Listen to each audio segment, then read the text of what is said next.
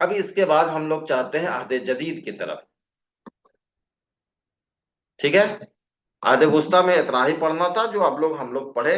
अब इसके बाद देखते हैं क्या है अहद जदीद तक। अहद जदीद कब से यहाँ दिखा रहा, 600 से लेकर 1000 से। जबकि एक और जो है डिवाइड किया गया है, वो क्या है, 1000 से लेकर ताहाल तक का जदीद कहा गया है। लेकिन मसूद हुसैन खान ने अलग जदीद का अलग ही बाब जो बनाया है, वो हम लोग अलग बाब देखेंगे। तो देखिए, जब प्राकृतों ने, यहाँ भी देखिए वही जो मैंने ये कहा था प्राकृत के बारे में बताया था, वही चीजें यहाँ पे भी है।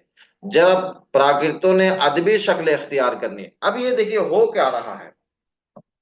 शुरू में जबान जो आम बोलचाल की जबान थी, वो आलिमों ने, जिन्हों जो खतो किताबत कर रहे थे या शेर व अदब लिख रहे थे, उस जबान को जो है खराब जबान कह रहे थे। प्राकृत मतलब फितरी जबान, कहा भाई ये जबान फितरी जबान है, बोलचाल की जबान है, लेकिन इसमें लिखा पढ़ा नहीं जा रहा था। तो उस जबान की इस लायक नहीं समझते थे। लेकिन बाद में ये जबान तरक्की कर गई और इसमें भी अदब लिखा जाने लग गया। अब इसमें फिर क्या है, एक उसूल बनाने लग गए। तो जैसे ही उसूल बना रहा है, तो अवाम जो है इससे फिर डगर से हट रही है और अलग जबान बन रही है। तो उसको भी जो है पढ़े लिखे लोग फिर क्या कर रहे हैं, अब भाषा बोल रहे हैं, अब भरंश बोल रहे हैं, यानी बिगड़ी जबान, बेकार जबान।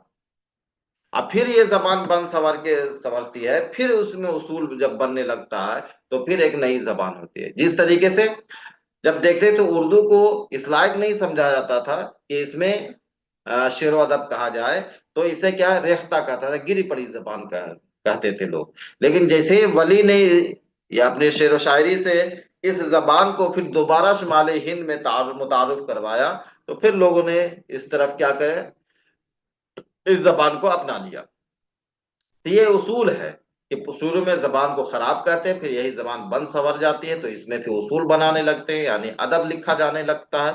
और जब अदब लिखा जाने लगता है, तो फिर एक नई जबान बनती है। यहाँ भी ऐसी है।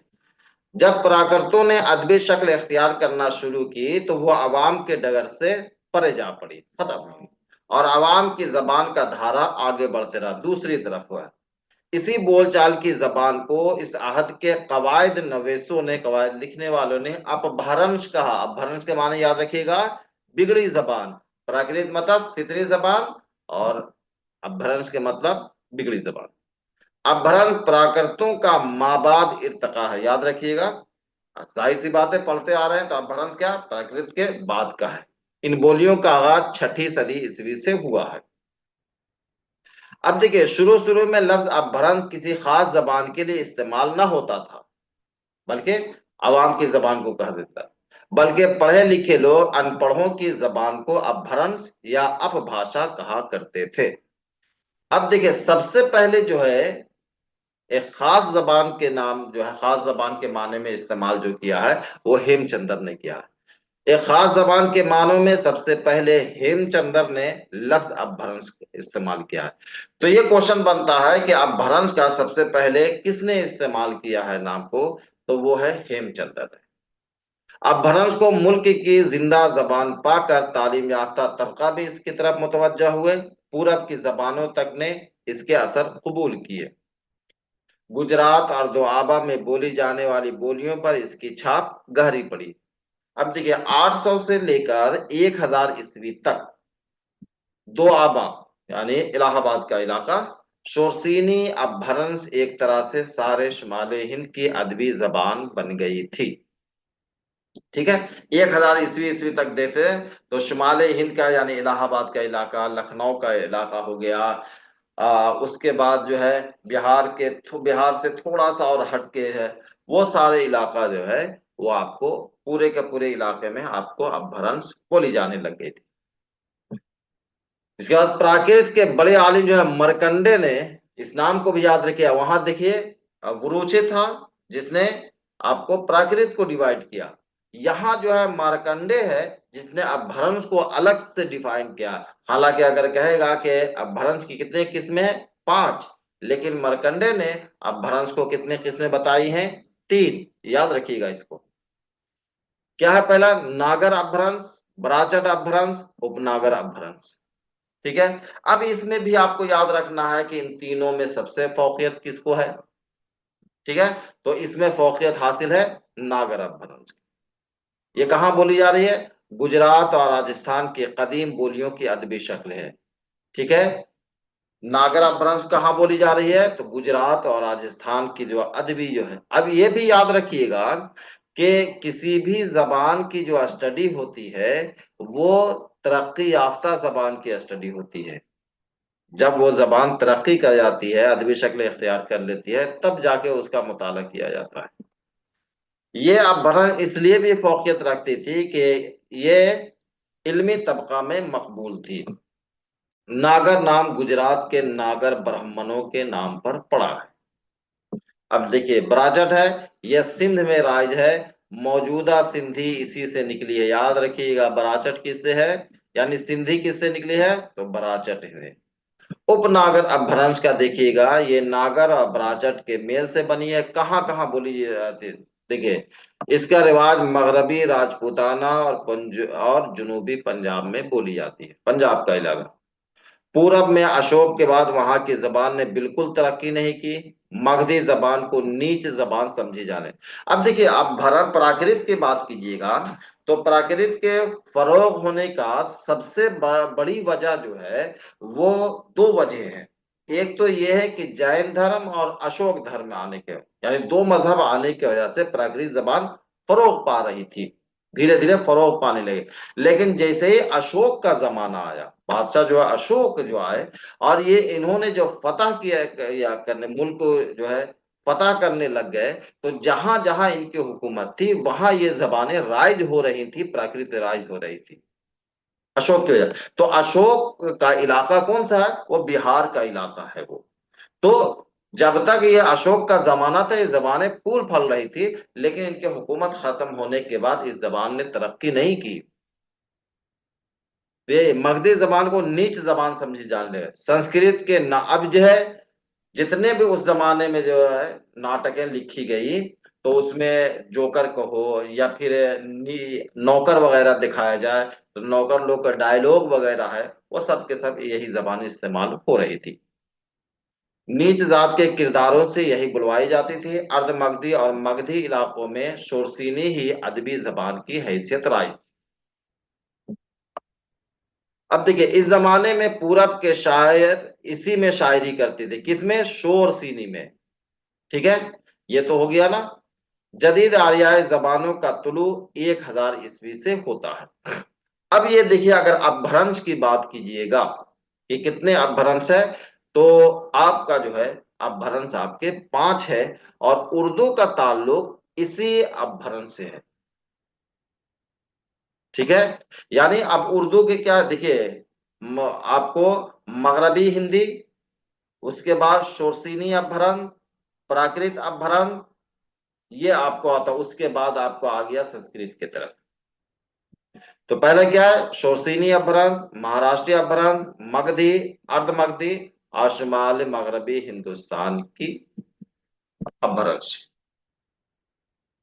अब इसके आगे शोरसीनी, यही देखिए खड़ी बोली या हिंदुस्तानी बोली इसी से निकली है जी। तो हम लोगों का जो ताल्लुक है वो उर्दू तक पहुंचना है। तो खुसूसी तौर पे क्या है? शोरसीनी अपभ्रंश। और शोरसीनी अपभ्रंश की एक शक्लें क्या है? खड़ी बोली। अब देखिए उसके बाद राजस्थानी, पंजाबी, गुजराती, ये सब के सब क्या है? शोरसीनी अपभ्रंश है। गुजराती और राजस्थानी के ताल्लुक शोरसीनी की इसी शक्ल से है जिसे नागर अपभ्रंश भी कहा गया है। अब देखिए महाराष्ट्र, इसका खास मरकज मौजूदा क्या है? बरार। इसको याद रखे कोई बात नहीं, नहीं नहीं रखे तो भी कोई बात नहीं। संस्कृत में इसी सूबे को महाराष्ट्र के नाम से पुकारा गया। मगधी का इलाका दे गया, इसका इलाका बहुत वसी था, इसलिए मुख्तलिफ मकामात पर इसके मुख्तलिफ नाम है। अब देखिए जैसे इसके बाद यही मगधी का इलाका देखिए बंगाल में क्या है, किस नाम से जाने जा रहे हैं? पराचे नाम से जाने जा रहे हैं। उसके बाद गोड़ और ढाकई कहलाई, और इसी से बंगाली और आसामी जबान निकली है। तो याद रखिएगा बंगाली हो, आसामी है या कोड़ है, ये सारी जबानों का ताल्लुक किससे है? मगधी से है, मगधी अपभ्रंश से। इसी के साथ मगधी भ्रंश में ये भी आते हैं उड़ीसा में, उड़िया जो जबान है उड़ीसा में, और उसमें जो है अतकली है इसका नाम है। उड़ीसा में इसका नाम क्या है, अतकली है। और जिससे मौजूदा जबान उड़िया, यानी उड़िया के भी ताल्लुक किससे है, मगधी से है। और बिहार की जितनी भी बोलियां हैं, मगधी, भोजपुरी, ये सारे ताल्लुक किससे है, मगधी अपभ्रंश से है।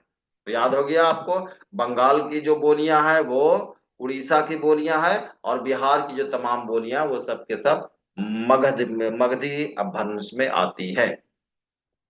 अर्धमगधी पूर्वी हिंदी, जो अवध का जो इलाका है उस जबान को। इसके बाद शुमाल मगरबी हिंदुस्तान की जबान। शुमाल मगरबी हिंदुस्तान की प्राकृतें और अपभ्रंश अभी तक तारीखी धुंधले में है, इसकी अभी खोज नहीं हुई है। जब खोज करेंगे तो हम पढ़ाएंगे आपको, किसी मुहक्किक ने खोज कर दिया तो हम आपको पढ़ाएंगे। तो ये आपको देखिए, अहद कदीम, अहद जदीद, अहद वस्ता। अब एक देखिए पूरा खाका आप देखते हैं, ठीक है। अब पूरे खाका को हम लोग देख लेते हैं, एक लगिया में ढांचा में देखते हैं कि जब अहद की बात करेंगे तो यहाँ पे देखेंगे आर्या के आने के बाद वो क्या है, सबसे पहला जो है, ये कौन कर रहा है क्या आर्या, आर्या की जबान ये है। आए यहाँ हिंदुस्तान में आए, कहाँ आते हैं, आर्या कहाँ आ रहे हैं, हिंदुस्तान में तशरीफ लाए साहब जी। अब लाए थे, इनकी जबान में क्या है, संस्कृत। और संस्कृत में भी हुआ तो वो आपके वेदक संस्कृत। कौन से संस्कृत बोल रहे थे, वेदक संस्कृत। वेदों का आपका जो है यहाँ पे वेद लिखेगा। इसके बाद जब इसमें जो है उसूल बनाए लग गए, तो यहां से क्या बनी, आपको एक वेदक के बाद एक और शक्ल इख्तियार कर ली, वो क्या है, अदबी संस्कृत। ठीक है, अदबी संस्कृत या क्लासिकल। ठीक है, क्लासिकल, यानी आर्य जब आए, जबान बोलते और लिखी जाने लग गई वेदक। जैसे ही वेदक जबानें हुई, अदबी संस्कृत बन के अलग हो गई। इसमें अदब का मतलब उसूल बन गया, ये हट गया, ये जबानें हट गई इधर के। अब आ गई वेदक संस्कृत। वेदक संस्कृत के आखिरी दौर में क्या है, पाली प्राकृत है। पाली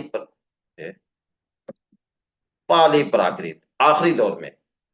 इसके बाद जमाना किसका आता है, अहदे अहदे वुस्ता, है ना। ये तो अहद कदीम हो गया ना, ये अहद कदीम। अहद वुस्ता, अहद वुस्ता में जबान कितने हैं, जबान की 5 किस्में हैं। और अहद वुस्ता में क्या है, प्राकृत शुरू हो जाती है, प्राकृत। ठीक है, प्राकृत मतलब फितरी। और प्राकृत में क्या है, शोरसीनी। ठीक है, उसके बाद महाराष्ट्री,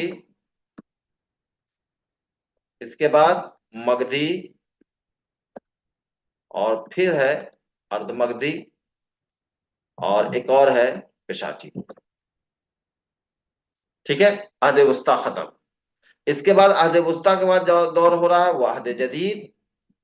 ठीक है, और अहद जदीद में जो है कौन सा है, अपभ्रंश। अहद जदीद मतलब अपभ्रंश।